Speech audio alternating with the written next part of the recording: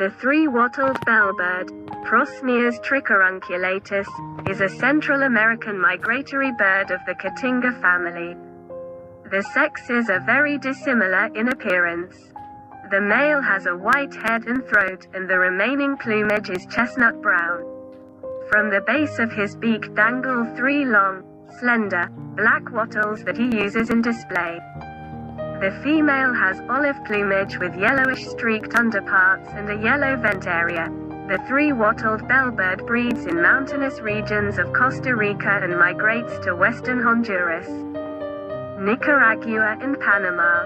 The male bird has a loud, distinctive, bell-like call, and as these birds are secretive and shy, they are more often heard than seen.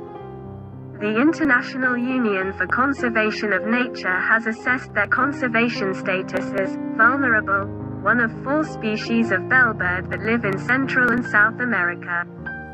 The three-wattled bellbird is between 25 centimeters (9.8 in) and 30 centimeters (12 in) long. The body, tail, and wings of the male are uniformly chestnut-brown. Its head, neck, and upper breast are white, and it has a black eye ring, eye stripe, and bill.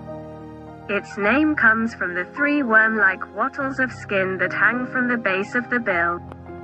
These wattles can be as long as 10 centimeters, 3.9 in, when extended during songs and interactions.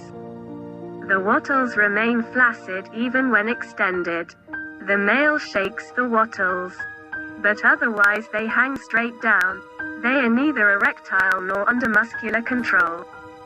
The side wattles do not stick out to the sides, and the central one is not extended directly skywards as shown on some old illustrations and specimens. The purpose of the wattles is unclear.